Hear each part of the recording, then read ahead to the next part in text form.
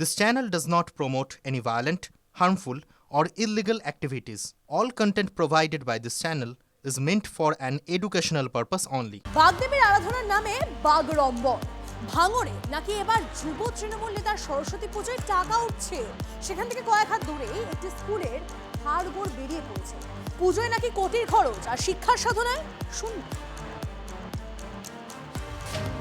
আলোর রোশনাইয়ে চোখ ধাঁধিয়ে যায়, উপহারের তালিকাও চোখ ধাঁধিয়ে দেওয়ার মতোই।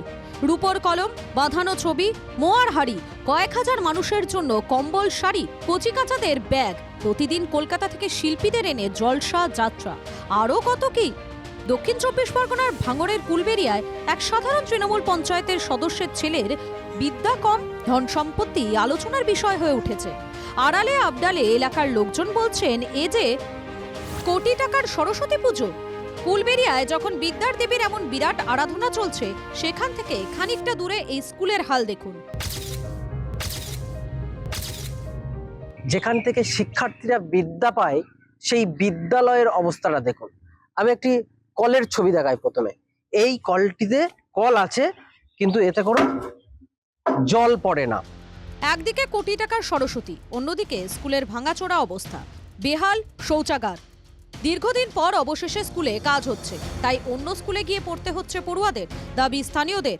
দোতলার ওপর এখন কিছু কিছু বাচ্চাদের ক্লাস করাচ্ছিল, আর ওই আইসিডি কি স্কুলটাকে কিছুটা বসাতো, এরকম করে করছে কি করবে। স্কুল চত্বরে আঁধার, কোটির সরস্বতী যেখানে হচ্ছে সেখানেও পুজোর আড়ম্বর নিয়ে তো বিস্তর প্রশ্ন।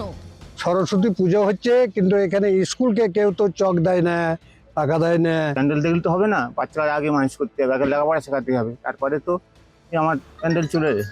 উপহার আয়োজনের তালিকা তো গুণে শেষ হয় না, টাকা আসছে কোথা থেকে? পুজো উদ্যোক্তার কাছে এসব আনকমন প্রশ্ন। পুজোয় এসে শওকত মোল্লার সাফাই, মন থাকলেই এসব করা যায়। বাজেট দাদা এখনো কোনো হিসেব হয়নি, পুজোটা মিটুক, আর কালকে আমাদের মায়ের প্রতিমা নিরঞ্জন আছে, হয়ে যাক তারপরে বলবো। তাদের যে মানসিকতা, এটাকে আমি স্যালুট করি। তাদের উদ্যোগটা, নিয়তটা ঠিক ছিল বলে তারা এত বড় একটা কর্মসূচি, এত বড় একটা উৎসব তারা করতে পারছে। লক্ষ্য না বলে আমার মনে হয় কোটি বললে ভালো হবে, মানে কোনো অংশে কম হবে না। এই টাকা কোত্থেকে আসছে? প্রত্যেকের জন্য যে নানাবিধ উপঢৌকনের ব্যবস্থা করা হয়েছিল, তাতেই সহজেই বোঝা যায় যে এই পুজোর বাজেট আদতে কতটা। শওকত মোল্লার পাশাপাশি পুজোয় এসেছিলেন আরও এক তৃণমূল বিধায়ক তাপস চট্টোপাধ্যায়। তার কাছে এটা নজির। এসব শুনে কুলবেড়িয়ার বাসিন্দারা চুপিসারে বলছেন, যে পুজোর বাজেট বলা যায় না, সেটা সরস্বতী পুজোর নামে আসলে কি আরও লক্ষ্মী পুজো? ভাঙড় থেকে সত্যজিৎ মণ্ডলের রিপোর্ট, টিভি 9 বাংলা।